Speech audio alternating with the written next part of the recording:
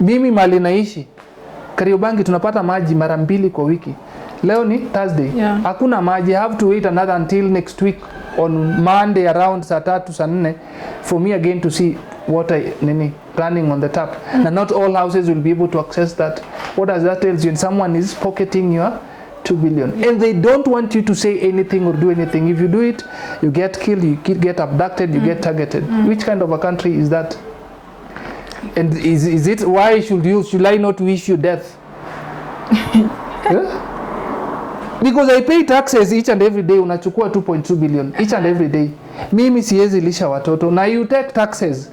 Due taxes, we pay taxes. And these taxes go forth in terms of paying government officials and ensuring that the infrastructures and services are delivered to us. But kama sipati hiyo services, hii pesa bado naiba, bado nakulipa mshahara.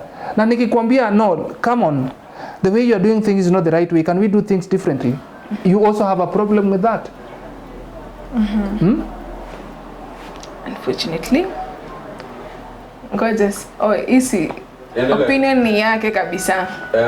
Wewe utaki kitu yote. Sawa. I'm here to support you. Question 6. Do you think the government is doing enough to address issues of inequality and social justice?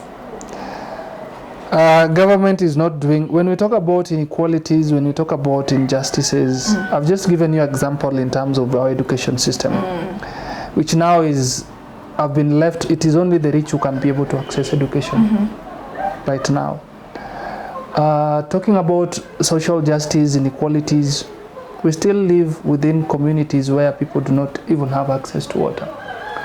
We live in a situation like Baringo, Pokot, which each every day there's a lot of conflicts, disrupting the education, disrupting the lives of Kenyans. There's a lot of marginalization and inequalities.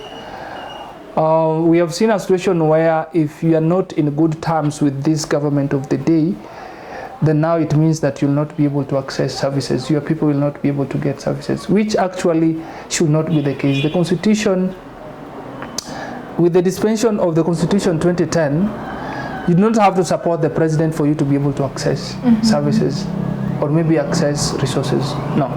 As long as you're a taxpayer. And once elected the president, you're not the president of majority or any minority or a few individuals. You are the president. You are the symbol of national unity.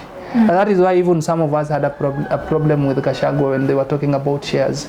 So when you talk about the government of shares, that within that Kenya Kwanza, you had an agreement. You see that an agreement cannot supersede the Constitution. The Constitution is very clear.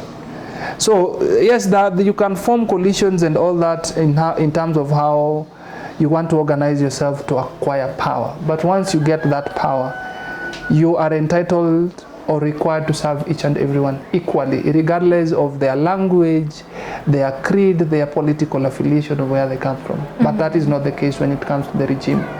It is more like it is our time to eat. Right now, when you look at the government appointment, a section, people from one region are in government parastatals, have been appointed into various government executive or